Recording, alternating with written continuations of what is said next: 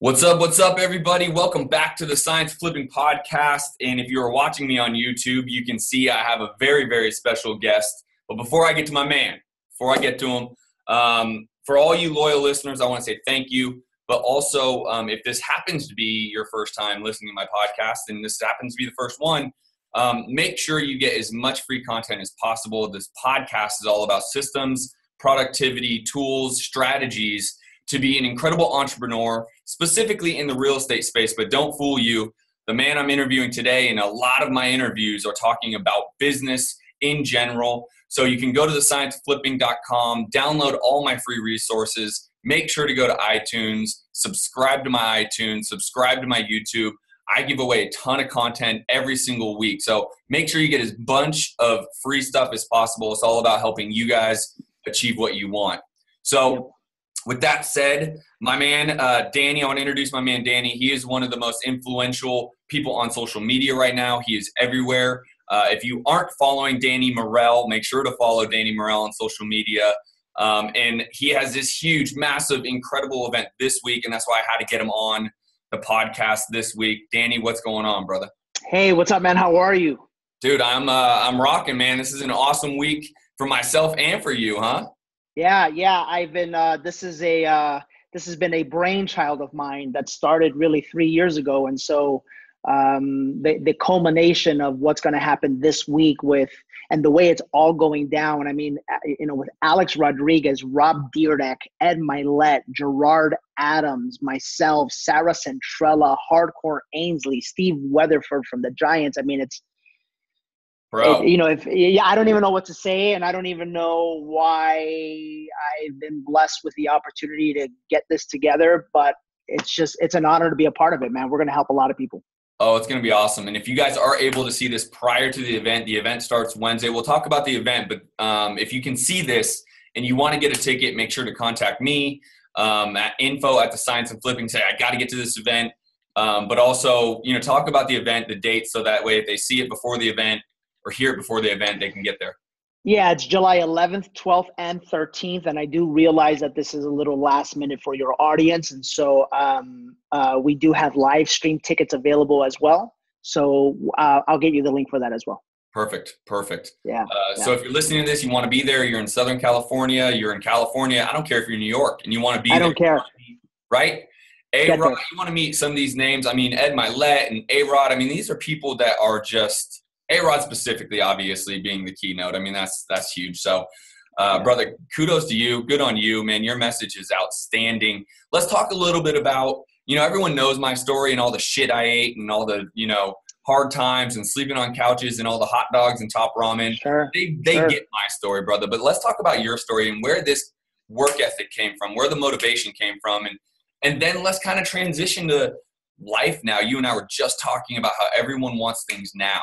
But they don't realize the patience and the work ethic and everything that has to be developed. So let's start by just your story, and then we'll take it from there. Yeah, first off, before I say a word, guys, if you're listening, my hope for this is that your life is changed by this conversation. And whenever I do stuff like this, I've got a deep, deep passion to help people to break through. And I do that because, we live in a society right now where everyone is strolling through Instagram or Facebook or YouTube, and everyone now sees that success is possible, right? I think we all fundamentally understand success is possible. I think we all fundamentally understand that we can become wealthy, we can build our dream home, we can travel the world. And yet I honestly believe, Justin, for 85% of the population, something is missing, right? Something is missing between, like, I'm sitting here and I see other people do it and me doing it myself. And so that's my passion, is to help connect those dots for people, because I was able to do it for myself, man. Real quick, my story starts when I was really 13 years old. My parents got divorced. My mother decided to leave my father. She grabbed myself and my two younger brothers and moved us out here to Southern California. I was the oldest at the time. We got here and my mom was used to public transportation in New York City, so she did not know how to drive. And I knew we needed a car. So at 13 years old, I convinced her to buy a Hyundai Excel for $2,500. I'll never forget that. Never forget that, right? We were living smack in the middle of the hood. We were living in the ghetto. So, lived that whole thing. Here was one problem. I didn't realize, and this is kind of my wiring, and I want you all to catch this. Sometimes I don't pay attention to the details of things, right? So I'm just like, just go and we'll figure it out later, right? Totally. And I'm sure you've got some of that as well. I'm the same way, bro. Yeah, I'm not detail oriented. I just go and blow, dude. Right. And by the way, for those of you that are detail oriented, don't let your ego think, oh, well, then I'm not going to be successful. No, because quite frankly, those of you that are detail oriented have a gifting to put together systems that you can leverage. So we can all win. Win. So I missed one small detail, and the detail was that it was a stick shift. And so, my poor mom didn't know how to drive, let alone a stick shift, let alone the fact that she was this 4'2", really nervous energy Hispanic lady, right? Yeah. So if we were driving like this, she was good. If we ever were at a stop sign where it was like this, all hell would break loose because the clutch would kick in and she gets nervous, and then we're worried about cops and getting pulled over and forget about it. So it ended up happening, man, as crazy as this sounds, that I stepped up and became the leader of my family. At age 13, I started to drive us around illegally, basically, because awesome. we had no other options. Totally. And I'm a big believer in one of the reasons why we don't succeed is because we have options. Yeah. And if you could learn to force yourself to be in a position where your options are eliminated, damn it, you're either going to step up or you're going to lose, No doubt. And luckily for me, I was forced into that position at an early age. By the age of 17, I opened my first business. It was a tortilla delivery business. I was making at the time a couple $100 a week, close to $4,000 a month. And I was saving up money because I was sick and tired of living in the ghetto. Justin, I always just had this fire inside of me. I remember watching Beverly Hills 90210, and I remember thinking, like, those kids, like, they live in nice houses, man. They wear nice clothes. They drive nice cars. And here I am living in a shithole. You know what I mean? Yeah. And honestly, Justin, man, like, I saw no way out. I saw, like, my mom wasn't going to do it. Right. My little brothers weren't going to do it. My dad ain't around. No one in my family owned a home back then. We only had one aunt who owned a home, and she was the evil aunt because she had money, right? In the Hispanic, just kind of weird like that, right? And so I thought to myself, like, we deserve a house. We don't deserve to be living in this 2-bedroom hellhole in Rialto, California, in the worst area you could live in. And we're only here because of the fact that my mom can't afford anything better. And so I put that pressure on myself, dude. I was just like, look, I don't know how I'm going to do this, but by the time I'm 21 years old, I will buy us a house. And I started to write it down. And I just started to write it down, and I started to envision it. And where did I get that? I got that from wrestling. As a wrestler in high school, I put a poster on my closet, and I would keep track of my wins and losses. And I would sit there like a maniac and just envision W. Sure enough, that year I won league. I went to CIF. I just missed Masters, qualifying for Masters, and I had only been wrestling for 2 years just by aligning my mindset with what I wanted for my life. Absolutely. And sure enough, by the time I was 21, I saved up enough money. I went online. By the time I'm in real estate already, that's what got me into real estate, the desire to buy my mama a house. I went online. I saw a house. The price was $84,000, but I knew the area, and I knew it was worth about $120,000. I bought the house without seeing it. I didn't even see it. I didn't care what the hell it looked like. It didn't matter to me. I knew it was in the best area in town. I knew I was making $30-something thousand the day I moved in. Yeah. I clicked the button. I sent the offer. Matter of fact, I didn't even go see it because it was a HUD house. I didn't go see it till the very next day when I got the bid accepted. I got the bid accepted. I sent my deposit, and then I went and saw it. And I saw it, and I go, all right, some paint, some carpet. Other than that, this thing is beautiful. Surprised my mom. And well, dude, there's a whole nother subject in what you just talked about, how you were raised and your mentality about saving so you can buy a house. That in and of itself, people understanding financing and finances and Right. understanding how to save money, how to make money is important. But then, Sure. as you and I both know, the more money you make, the more money you spend. How Sure. do you actually understand finances so that you can save money, so that you can put money away? That's a whole subject. We could do 3 or 4 podcasts on that alone. We can. You know what I mean? We 'Cause can. you do that by the time you're 23. Yeah, it's funny you said that, Justin, because day 3 of the event is wealth building day. Mm-hmm. And I'm sorry, man. Problem number 1 is people know that they can create wealth, but they don't understand how to connect the dots. Problem number 2, even when people make a lot of money, they spend it all. Yep. And so, you know, I'll tell you what happened to me. Between the ages of 20 and 30, honest to God, was I buying real estate? Sure. Was I flipping real estate? Yeah. Did I own properties? Yeah. Did I create a net worth of over $1 million by the time of 27? Sure. No, I did that stuff. But the money would come in, man, and the money would go out, to be honest. Amen, brother. Amen. You know, it really did. And then, you know, I'm all about psychology. So then I went back and I had to look at why. Like, why did that happen? And I realized, man, I was still living as that little boy who didn't have anything, who wanted to prove to the world that I was worth something. Sure. So I was driving a 7 Series BMW by the time I was like 25. Mm-hmm. I mean, I just want you to think of that. Like, I had a Beamer, a Harley Davidson, a house, and did I, you know, was I a net worth millionaire? Yeah, I was, but I had to go through some serious pain in order to truly understand that the key to create wealth is to make a shit ton of money, but not need it. No doubt.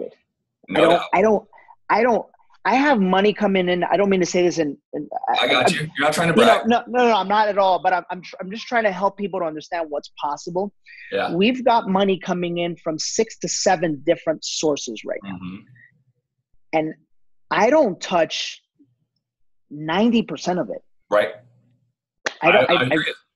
You know what I'm saying? Yeah, I do. It's something that, first of all, you always want multiple streams of income, right? Everyone from Warren Buffett to any, you know, expert finance guy says. Sure. But I would say the same thing. My 2 biggest revenue streams, we have 7 revenue streams, and I'm working on an 8th. I'm currently acquiring 2 companies. Good. You know, so all those type of moves I'm able to make now. But to your point, I don't even cut a paycheck out of all but one company out of the 7 I have cuts my paycheck, and that's it. That's exactly how I do it too. That's exactly how I do it too. Building, investing, reinvesting. So that is, again, like I said, we could even spin this entire thing into that. But I want people to really understand you, because I think you have a message.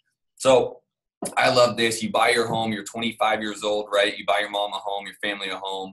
You get into real estate. When did you get that spin to realize, like, this can be something beyond just, I now have my license, I have, you know, the ability to buy real estate? Where did that switch happen that I could really create something here?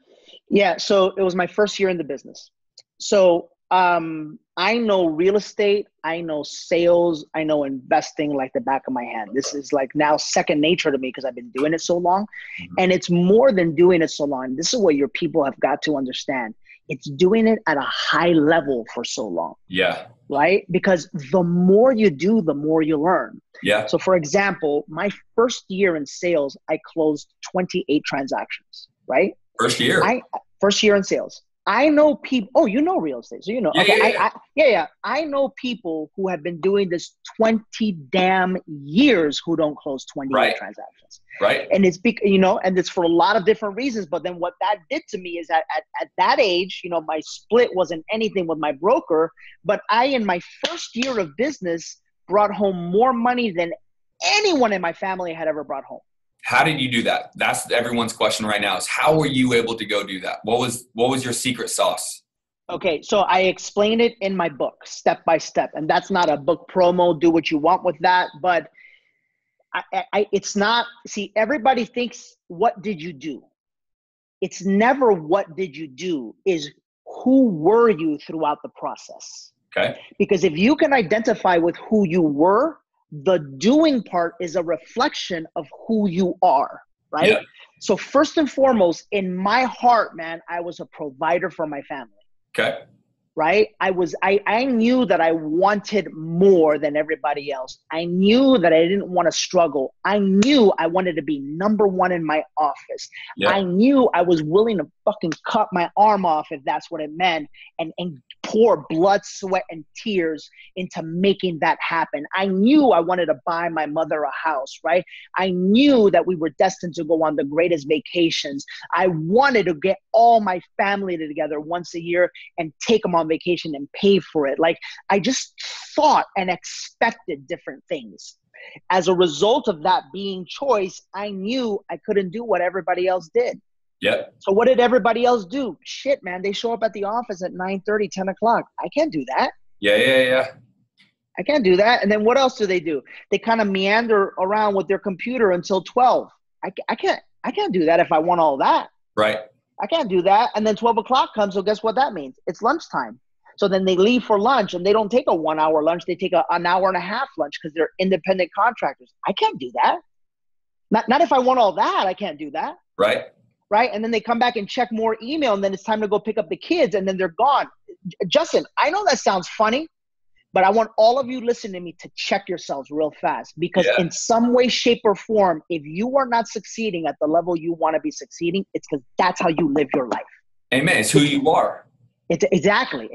And I'm telling you right now, man, you're never going to break through. It'll never happen. Stop kidding yourselves until you go hard for 3 years. Mm-hmm. It takes 3 years of grind, right? I'm not the Gary Vee type. I don't want to grind the rest of my life. Yeah. I want to grind, establish the foundation, and then leverage that foundation. Amen. Right? I want my cake and I want to eat it too. I don't work Friday, Saturday, or Sunday. I haven't in years, because that's just not what I want to do, you know? Yeah. And so I'll tell you, how did I do it? I first identified with what I wanted, and I got deeply connected with the fact that it was possible, and I got deeply connected with the price that I needed to pay to achieve it. No doubt.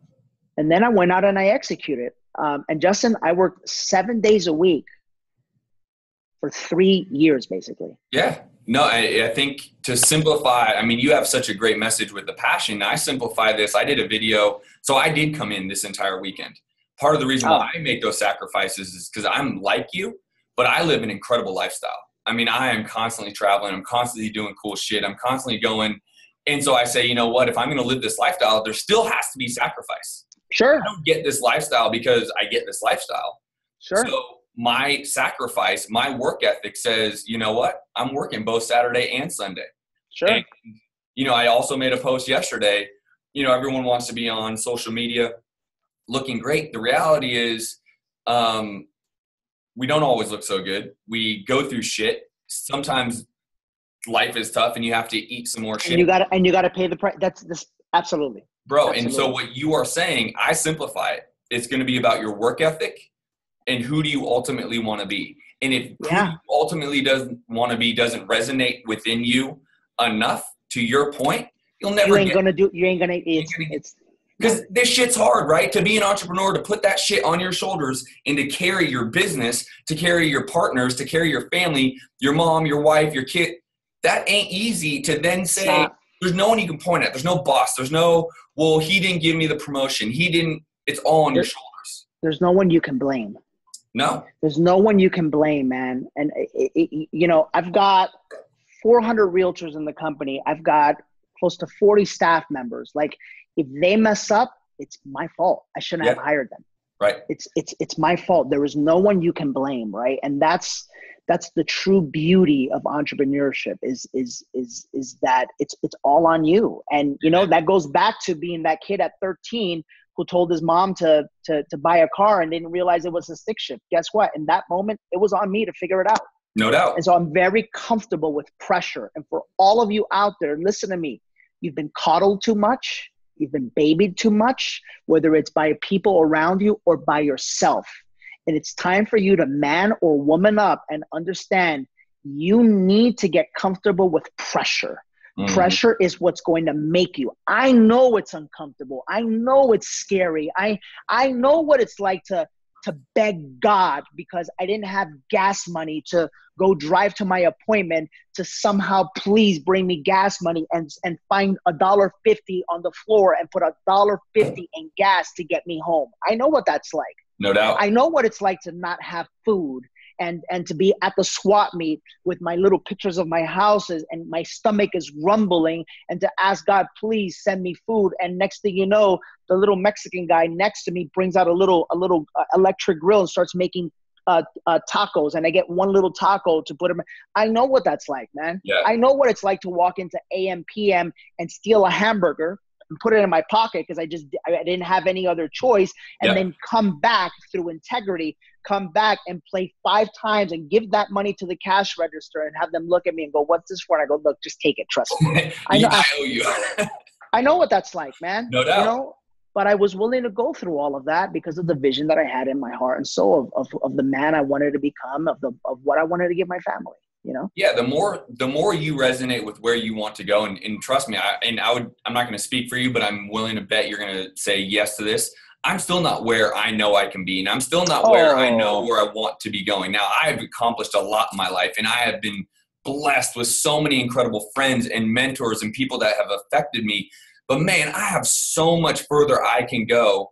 And I want it. So guess what? I am going to work the Saturdays. I am going to work the Sundays. I am going to work when no one else is because I want something very few people in this life have. Sure. So I'm going to have to do what very few people in this life are willing to do to get there. And that means I have to eat more shit than you. That means I have to work harder than you. That means I have to make more mistakes than you. And that means I have to make and win more than you at the same time. I'm just willing to do that.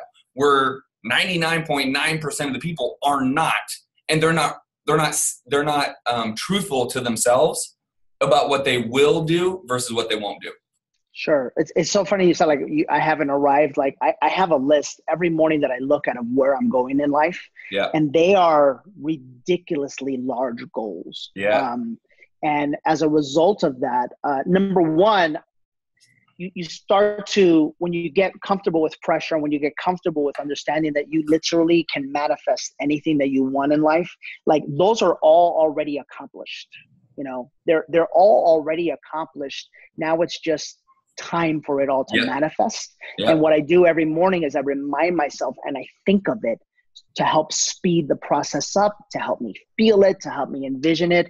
I've been doing that since I was that wrestler, 16 years old in high school. You know. So you talk about visualization. You've now talked about this several times. There's a great book that doesn't go super in depth of visualization, but it's called Organize Tomorrow Today. Oh, great book. I would refer that to anybody, especially someone like yourself, bro. It's incredible. But if you could just text that over to me, I will. I'll shoot you a text.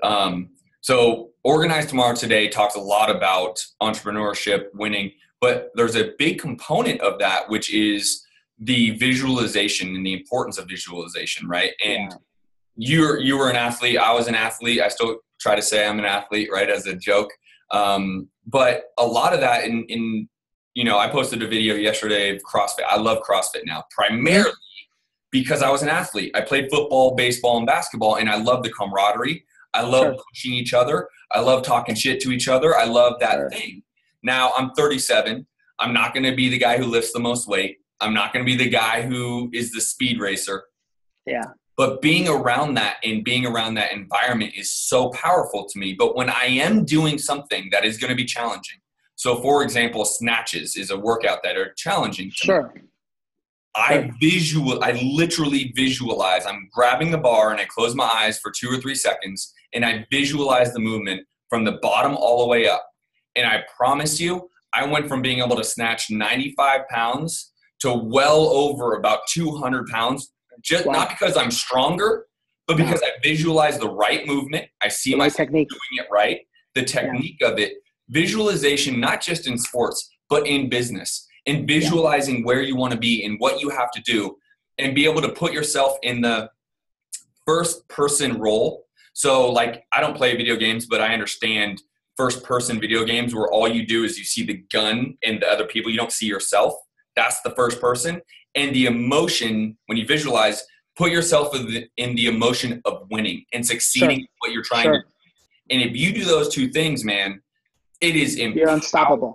Your confidence goes up. You believe more than you've ever been able to believe before. So I love that you've mentioned this visualization, right? You talked about these massive goals. They're done in your head. Now you just have to put in the work, and the timing has to be right for it to be achieved, right? It's already done. Absolutely. It's not even a question. The universe has that done for you. You know what I mean? Absolutely. Yeah. That's huge, bro. That is absolutely massive. Listen, if you could give, I have 10,000 people download these episodes a week, and they range from someone who's just starting to someone who is multimillionaire already and needs a new kick in the pants. Give someone, maybe the newbies, a word of advice. Now, I'm an investor. I'm no longer a realtor, as you and I've talked. That wasn't my jam. That wasn't my world. But I respect the shit out of people who do it like yourself. I have another friend, Brett Tanner.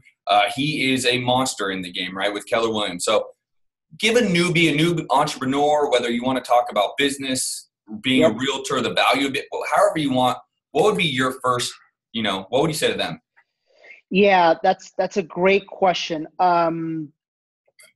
I would say it all starts with the foundation of it all and a decision that you as a man or woman must make.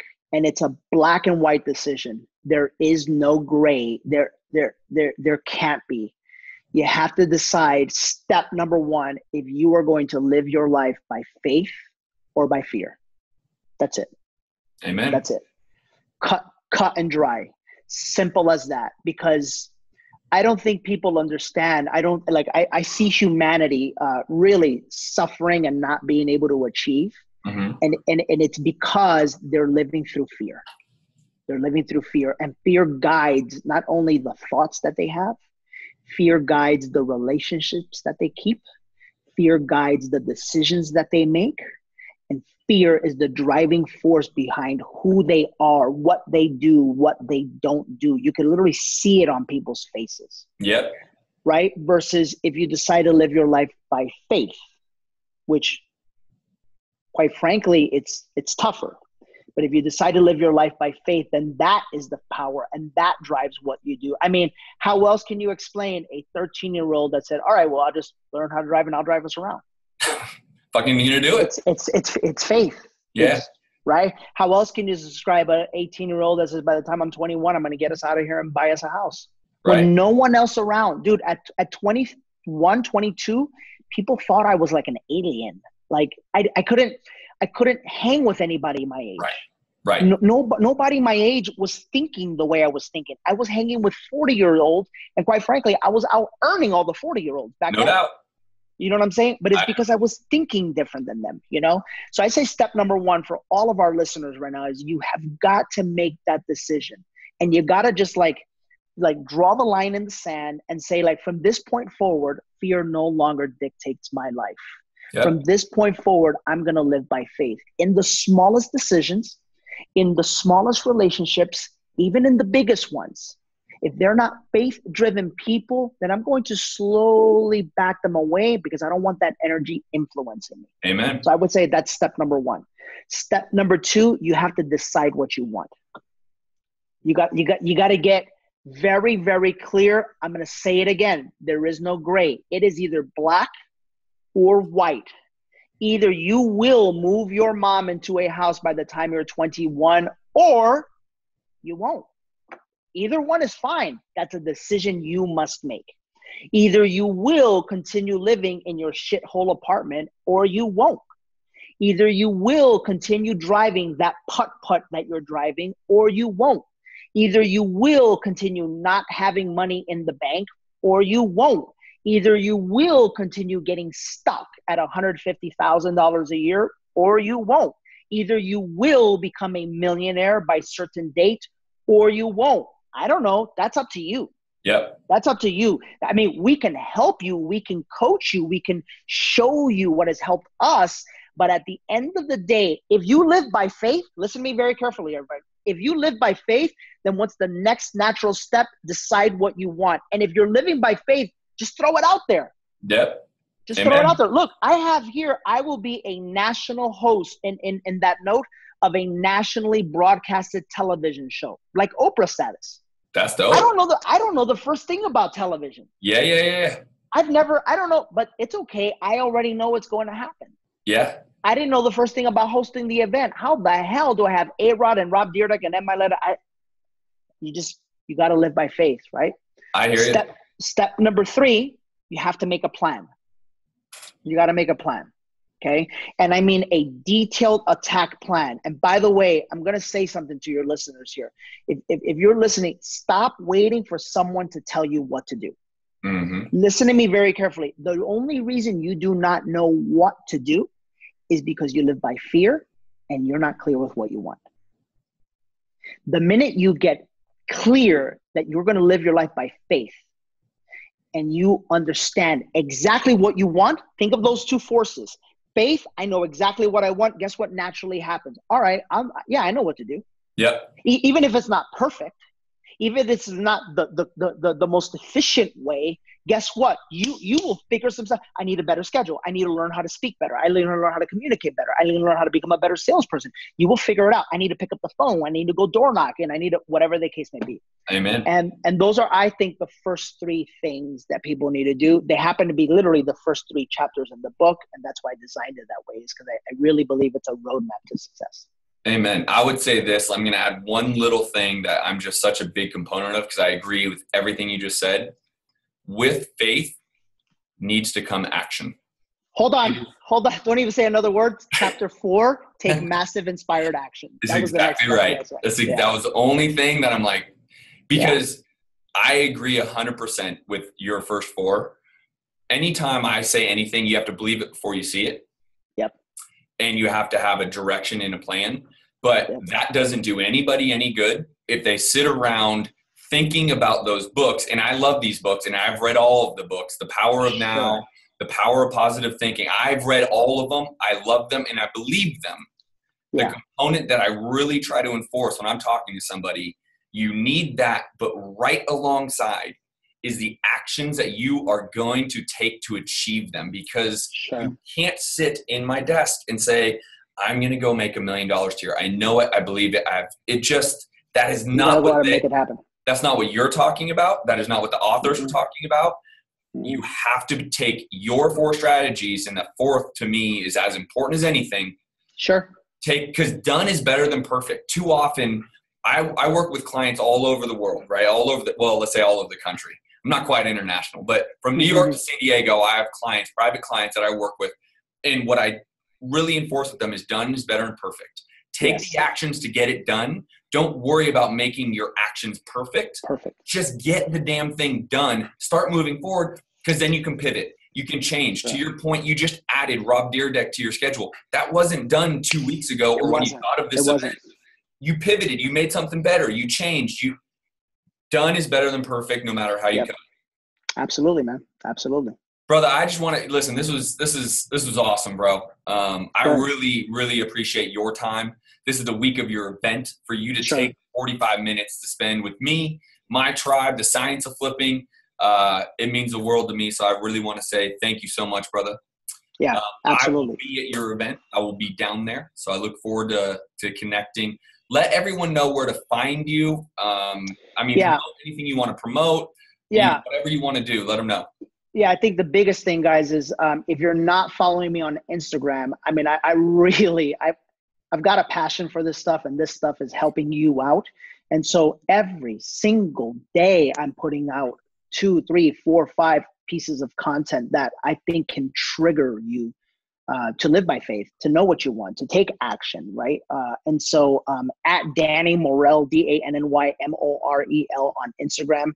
And for those of you that want to come join Justin and myself at the event, it's relentlessevent.com. And I'm sure Justin's going to have the links on the show, and I'll also provide him with the live stream link. Yep. And if you guys need anything for me, you want to ask questions, email me, info@thescienceofflipping. I'll make sure you get to the event. Yes. We want you to be there. It's going to be incredible. It's going to be impactful. And you need to be relentless. You got to go for it, right? Absolutely. All right, brother. That is all we got for this episode. I appreciate you. And I'll be hanging with you this week, dude. So I look forward to it. We'll see you this week, man. Take care. All right, brother. All right. Bye-bye. Peace.